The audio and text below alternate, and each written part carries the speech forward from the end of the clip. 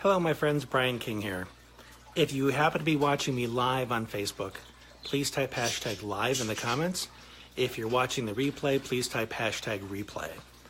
I want to share a lesson with you that I taught to one of my sons yesterday. As you know, my sons and I have pretty significant ADHD. And one of the difficulties that comes along with that is there's a lot of impulse thinking. Thoughts that just intrude, that just pop in there. And I don't know about you because ADHD is my point of reference. And I suspect that this is common for many human beings as well. These automatic thoughts, these thoughts that just pop in seemingly out of nowhere, but they pop in strongly. They grab your attention. Oh, by the way, Sam wants to say hi. He wants to snuggle a little bit with me this morning, spending some puppy time. But these thoughts are intrusive and they're powerful. But here's where we turn them into gremlins, so to speak, where they impose upon us, where they cause us problems. It's the moment that we believe these thoughts to be true. In my son's case, and in the case of many teenagers these days that I see on Facebook and so on, is there's a tendency towards some suicidal ideation sometimes, or negative self-image. You'll have thoughts like, man, life is hard, life stinks. And you grab onto that thought and say, oh, this is true. And then you build on that initial statement. This is true. And if it's true, it means life is bad. And if life is bad, what's the point of living? And what is my life worth? And I must be worthless. And the next thing you know, you're feeling suicidal and you have a plan and you want to do something about it. And it started with believing that first thought was true. That first impulse.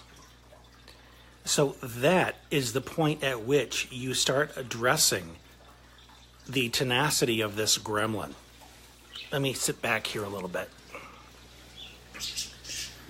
So as much as we try and help our kiddos with telling them, oh, but people love you and your life is worth living and why do you think like this? The way to support them best is with that initial thought. That intrusive thought that's not them. It's like a bubble coming up in the water.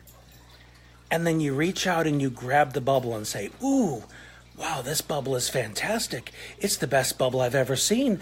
I need to hang on to it because I might lose it. And what if this bubble is the secret to the universe? And what if this bubble holds the truth and everything that I need to know? And you don't want to let go of it. And that's what people do with these thoughts. They don't realize they're just bubbles. They're just passing by. And sooner or later, if you watch them long enough, they're going to pop. They're going to go away. The key is to not grab a hold of it, to not hang on to it, to not believe it's true. It's just a thought. Now let's look at the other side of that coin, because you can't have an up without a down, right? The other side of that coin is what might seem as positive. Ooh, looks like one of the kitties is down here. The other side of the coin is what might be seen as positive impulsivity. You see an opportunity or you get this idea that seems really positive. It's like, hey, we should go on a hike, or hey, we should go shopping.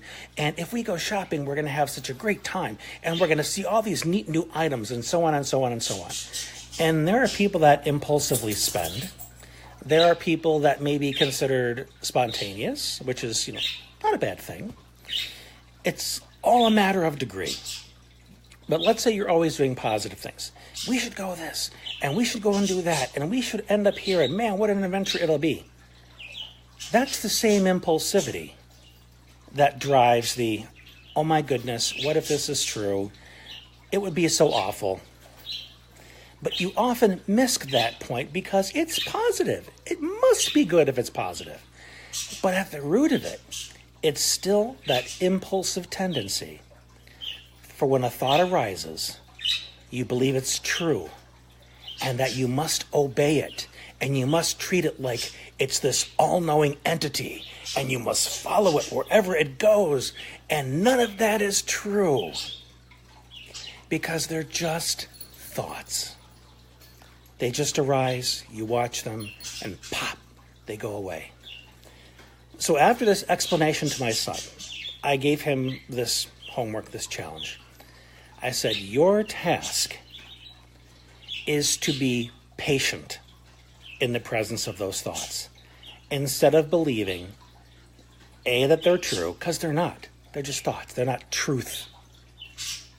Secondly, when you see them, acknowledge that this is not true. It's just a thought. And give yourself permission to be patient instead of thinking that you must take some action. Because the impulsivity is this belief that I must take action on this or I will suffer. I have to. Oh, but you don't understand. I have to do it right now. Oh my goodness, you just don't get it. Delayed gratification issues, impatience, that can be said of a lot of kids today. That can be said of a lot of grown-ups today. We've learned impatience. We've learned that waiting is a bad thing, but the reality is waiting is needed. We wait for a lot of things. I'm 48 years old. I've waited 48 years to get here. So there's patience all around you that you've practiced that you don't realize it. So practicing patience and decision, self-discipline to say, I don't have to act on this at the moment. I may feel some discomfort. A lot of kids say, oh, but I can't stand it. I want it so bad. Okay, spend some time with that feeling. Understand what it's about. Why is something terrible going to happen because you need to wait? Is that another thought that you believe to be true? And what if it wasn't true? Because it isn't. Chances are you'd find out you could wait. How about that? The world didn't cave in. You didn't burst into flames. All you did was ride out this thought that told you, you must act, you have to do it right now. When the reality is, this is just an impulse that wants something. It wants to be satisfied. It wants to be acted upon. But does that mean you have to give it what it wants? No. You can simply be with it.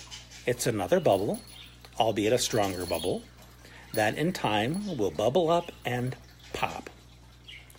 So that's my 2 cents on this. I just wanted to share this with you.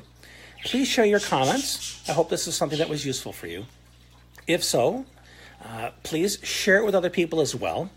And if this is a challenge that you have in your life, or a challenge of someone like your child has as well with impulsivity, this is something I can help you, support you and your child in turning around so it's not such a driving force.